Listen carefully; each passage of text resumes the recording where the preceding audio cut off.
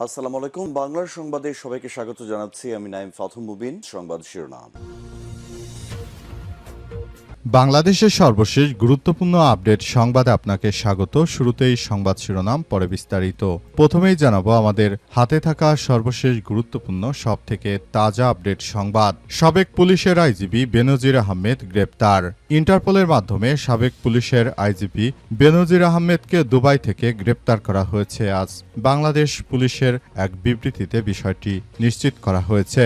পুলিশের পক্ষ থেকে বলা হয়েছে যে দীর্ঘদিন ধরে পলাতক সাবেক পুলিশের আইজিপি বেনজির আহমেদকে গ্রেপ্তার করা হয়েছে। দুবাই পুলিশ তাকে গ্রেপ্তার করেছে। বর্তমানে তিনি দুবাই পুলিশের কাস্টডিতে রয়েছেন। তাকে বাংলাদেশে ফেরত আনার প্রক্রিয়া শুরু হয়েছে বলে জানানো হয়েছে। জানা গেছে বেনজির আহমেদ দীর্ঘদিন ধরে বিভিন্ন দেশে পলাতক ছিলেন। অবশেষে তিনি দুবাই আসার পর তাকে মূলত এই আটক করার ঘটনা ঘটেছে। এই ঘটনায় বেনজির আহমেদের কাছ থেকে যারা অত্যাচারের শিকার হয়েছিলেন তাদের মধ্যে স্বস্তি হাওয়া বইছে। এ বিষয়ে খুবই গুরুত্বপূর্ণ সংবাদ জানাবো। বেনজির আহমেদের সম্পর্কে সঙ্গেই থাকুন।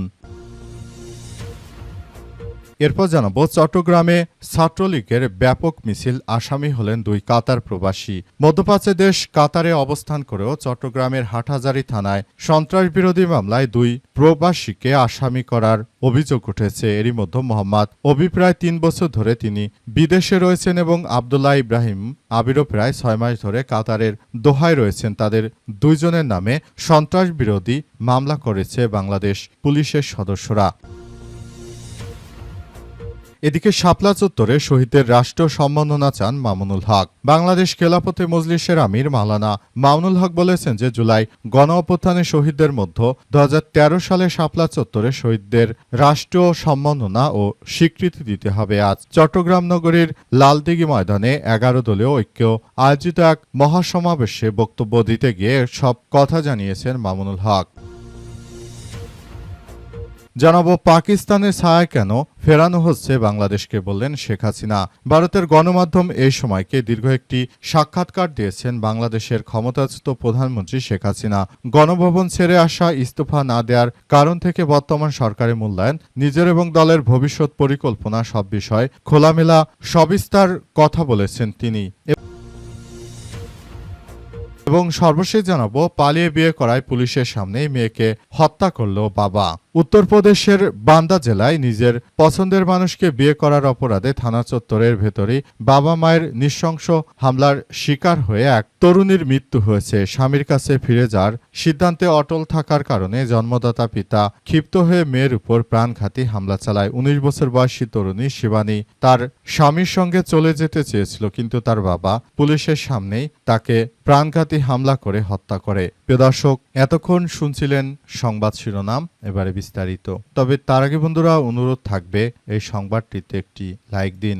এই চ্যানেলে আপনি নতুন হয়ে থাকলে আমাদের সংবাদটি দেখতে দেখতে চ্যানেলটি সাবস্ক্রাইব করে রাখুন। কমেন্ট করে বন্ধুরা আপনার মূল্যবান মতামত জানিয়ে দিন আপনি বিশ্বের কোন দেশ থেকে বা বাংলাদেশের কোন স্থান থেকে আমাদের সংবাদটি দেখছেন এবং শুনছেন। আর বন্ধুরা সংবাদটি আপনার সোশ্যাল মিডিয়া ফেসবুকে শেয়ার করে বন্ধুদেরও দেখার সুযোগ করে দিন।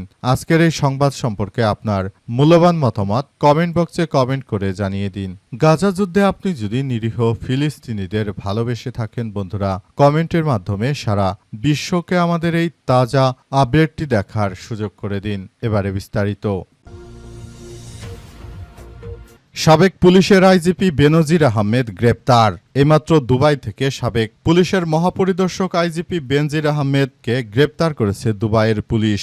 দুর্নীতি দমন কমিশন দুদকের মামলায় ইন্টারপোলের সহযোগিতায় তাকে গ্রেপ্তার করেছে দুবাই পুলিশ। আজ পুলিশ সদর দপ্তরে এক ঊর্ধ্বতন কর্মকর্তা এই তথ্য নিশ্চিত করেছেন।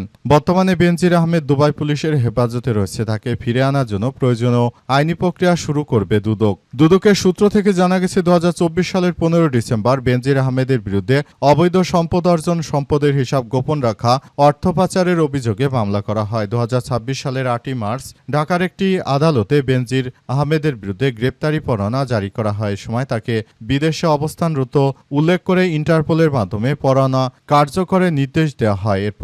এর পরিপ্রেক্ষিতে গ্রেপ্তার করা হয়েছে দুবাইয়ে বেনজির আহমেদকে। এর আগে বেনজির আহমেদ 2020 সালে এপ্রিলে আইজিপির দায়িত্ব পান। 2021 সালে ডিসেম্বরে মানবাধিকার লঙ্ঘনের অভিযোগে যুক্তরাষ্ট্র এই বেনজিরের বিরুদ্ধে নিষেধাজ্ঞা দিয়েছিল। তৎকালীন তিনি র্যাবের প্রধান হিসেবে দায়িত্ব পালন করছিলেন। এরপর তিনি গোয়েন্দা প্রধান হিসেবে দায়িত্ব পালন করেছেন। অবশেষে বেনজিরকে আটক করল দুবাই পুলিশ। এই ঘটনায় এখন পরিস্থিতি থমথমে অবস্থা বিরাজ করছে। বেনজিরের মতো একজন কুখ্যাত সন্ত্রাসীকে আটক করার ঘটনায় সারা বাংলাদেশের, বিশেষ করে যারা নির্যাতনের শিকার হয়েছে সেসব পরিবারের সদস্যরা ইতিমধ্যেই তারা আনন্দ মিছিল করতে শুরু করেছে। বেনজিরের মতো কুখ্যাত ব্যক্তিরা তারা এতদিন ধরে আসলে যে কার্যক্রম শুরু করেছে সেই কার্যক্রম আসলে চলমান রয়েছে এবং বেনজিরকে আটক করার বিষয়টি সামনে এসেছে। চট্টগ্রামে মিছিল করল ছাত্রলীগ, আসামি হলেন 2 কাতার প্রবাসী। মধ্যপ্রাচ্যের দেশ কাতারে অবস্থানরত চট্টগ্রামের হাটহাজারী থানায় সন্ত্রাসবিরোধী আইনের মামলায় 2 প্রবাসীকে আসামি করার অভিযোগ উঠেছে। এরই মধ্যে মোহাম্মদ অবি প্রায় 3 বছর এবং আবদুল্লাহ ইব্রাহিম 6 মাস আগেই কাতারের দোহায় অবস্থান করছে। জানা গেছে যে ছাত্রলীগের নেতাকর্মীরা তারা ব্যাপক আকারে মাঠে নেমে তারপর যে কোনো পরিস্থিতি তারা মোকাবেলা করার জন্য তারা বিক্ষোভ ও মিছিল করতে শুরু করে। এই ঘটনার পরিপ্রেক্ষিতে তারপর নতুন করে আবারও এক কার্যক্রমের সৃষ্টি হয়েছে। বর্তমানে তাদেরকে থানা হেফাজতে নেয়ার পাশাপাশি যে কার্যক্রমগুলো আসলে চলমান রয়েছে সেটি আসলে করা হচ্ছে। নতুন করে আবার এক ব্যাপক ও বিপর্যয়ের মধ্য দিয়ে যাচ্ছে। বিশেষ করে শেখ হাসিনা সরকার পালিয়ে যাওয়ার পর থেকে আওয়ামী লীগের নেতাকর্মীরা দীর্ঘদিন ধরে আত্মগোপনে থাকলেও তারা এবার ধীরে ধীরে প্রকাশ্যে আসতে শুরু করেছে। তারা ইতিমধ্যে এমন কিছু করছে যেটা দেখে সবাই হতচকিত হয়ে পড়েছে। ছাত্রলীগের বিশাল মিছিল দেখা যাচ্ছে। গতকাল রাজধানী ঢাকাতেও বিভিন্ন জায়গায় ছাত্রলীগের নেতাকর্মীরা মিছিল করেছে। তবে বিএনপি চায় না যে আওয়ামী লীগ নির্বাচনে ফেরত আসুক। সে কারণে বিএনপি সন্ত্রাস বিরোধী আইনের মাধ্যমে আওয়ামী লীগের কার্যক্রম তারা মূলত নিষিদ্ধ করে রেখেছে। অবস্থায় আওয়ামী লীগ আসলে এই মুহূর্তে কি হবে এবং কি হতে চলেছে সারা দেশ জুড়ে সেই বিষয়গুলো খুবই গুরুত্ব সহকারে দেখভাল করছে এবং পর্যবেক্ষণ করছে, কিন্তু শেষ পর্যন্ত আসলে কি হয় সেটি বলা যায় না। শাপলা চত্বরে শহীদদের রাষ্ট্রীয় সম্মাননা চান মামুনুল হক। বাংলাদেশ খেলাফতে মজলিসের আমির মাওলানা মামুনুল হক বলেছেন যে জুলাই গণ অভ্যুত্থানে শহীদদের মতো 2013 সালে শাপলা চত্বরে শহীদদেরও রাষ্ট্রীয় সম্মাননা ও স্বীকৃতি দিতে হবে। আজ চট্টগ্রাম নগরীর লালদিঘি ময়দানে 11 দলীয় ঐক্যে আয়োজিত এক মহাসমাবেশে বক্তব্য দিতে গিয়ে তিনি এমন কথা বলেছেন। মামুনুল হক বলেন যে সরকারের প্রস্তাবিত বাজেট নিয়ে তাদের অনেক সমালোচনা রয়েছে, তবে যেসব সমালোচনা যৌক্তিকভাবে রাজপথ ও সংসদে তুলে ধরা হবে। তিনি আরো জানান, এবারের বাজেটে জুলাই শহীদদের পরিবারের প্রতি সম্মান জানানো হয়েছে, যা তারা স্বাগত জানায়। একই সঙ্গে জুলাই গণঅভ্যুত্থানে শহীদদের মতো 2013 সালে শাপলা চত্বরে যারা শহীদ হয়েছে তাদের রাষ্ট্রীয় সম্মাননা ও স্বীকৃতি দিতে হবে। মামুনুল হক আরো জানান যে শহীদ রাষ্ট্রপতি জিয়াউর রহমান ও খালেদা জিয়া সন্তান হিসেবে আপনি বিশেষ সম্মান পেয়েছেন। আপনাকে আহ্বান জানাই, বিভ্রান্তর পথে গিয়ে শেখ হাসিনা রাজনীতি করবেন না। সমাবেশে তিনি আরো জানান, মাদক জোয়া রাজনৈতিক অনৈতিক কর্মকাণ্ড বন্ধে কার্যকর পদক্ষেপ গ্রহণ করতে হবে। আপনি যদি আমাদের মনের পালস বুঝতে না পারেন, আমাদের প্রিয় বিএনপির জায়গা থেকে আসলে আপনি খুব তাড়াতাড়ি সরে যাবেন। এই ব্যাপারগুলো নিয়ে নতুন করে আবার এক ভয়াবহ কার্যক্রম শুরু হয়েছে। নতুন করে এই ধরনের কার্যক্রম চলায় আসলে বিষয়গুলো খুবই খারাপের দিকে চলে যাচ্ছে। আমরা বিষয়গুলো নিয়ে খুবই গুরুত্ব সহকারে কার্যক্রম চালিয়ে যাচ্ছি। দেখা যাক ভবিষ্যতে বিষয়গুলো কোন দিকে যায় সেটি এখন পর্যন্ত বোঝা যাচ্ছে না বলে জানা যাচ্ছে।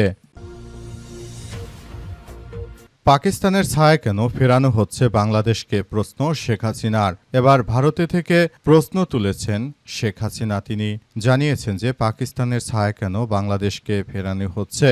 শেখ হাসিনা আরও জানিয়েছেন যে বাংলাদেশের মতো থাকতে দাও, বাংলাদেশে তোমরা যতই পাকিস্তানি ধারায় কার্যক্রম চালানোর চেষ্টা করো না কেন সেটি কোনোভাবেই আসলে সম্ভব হবে না বলে জানিয়েছেন তিনি আরও জানান, আমি সবাইকে বলতে চাই, যার যার জায়গা থেকে বিষয়গুলো নিয়ে কাজ করতে হবে।